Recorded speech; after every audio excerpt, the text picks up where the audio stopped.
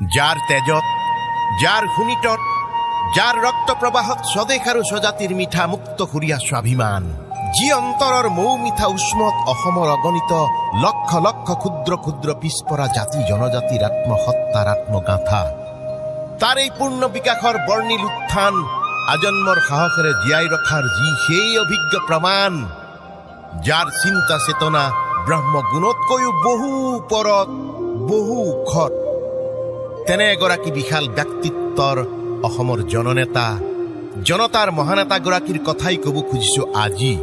সেই যে মোৰ দেউৰীৰ ল'ৰা, দেউৰীৰ ডেকাজন, অ তাই দেউৰীৰে ল'ৰা, ভীমবৰ দেউৰী। অসম চৰকাৰৰ সাংস্কৃতিক সঞ্চালকালয়ৰ পৃষ্ঠপোষকতাত সদৌ অসম দেউৰী ছাত্ৰ সন্থাৰ উদ্যোগত দেউৰী সাহিত্য সাহিত্য পৰিষদ, দেউৰী জাতীয় সংগঠন, জাতি জনগোষ্ঠীয় সংগঠনসমূহ আৰু শদিয়াবাহী ৰাইজৰ সহযোগত ছপাখোৱা ৰাজহুৱা খেলপথাৰত জননেতা ভীমবৰ দেউৰী ৭৪ সংখ্যক মৃত্যু দিৱসী সাফল্যমণ্ডিত কৰিবলৈ সকলো ৰাইজৰ সহায় সহযোগিতা কামনা কৰা হ'ল।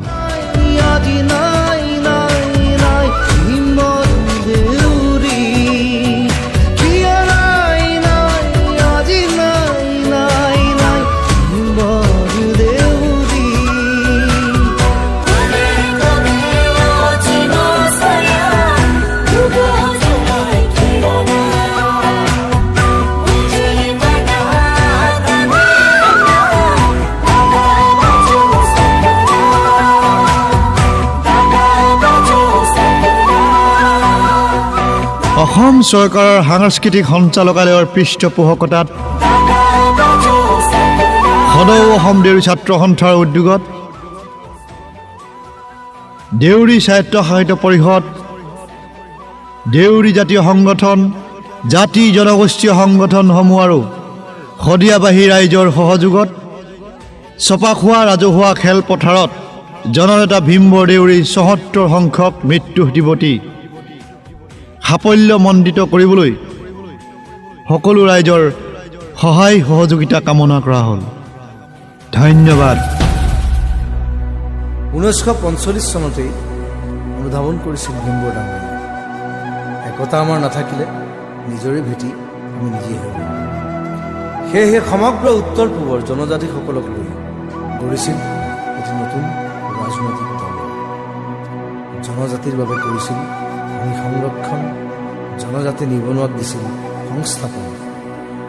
কেৱল সেয়াই নহয়, উত্তৰ পূব তথা জনজাতিৰ উন্নয়নৰ স্বাৰ্থ আজীৱন ব্ৰতী আছিল এইগৰাকী আই অসমীৰ ভূমিপুত্ৰ মহান জননেতা ভীমবৰ দেউৰী।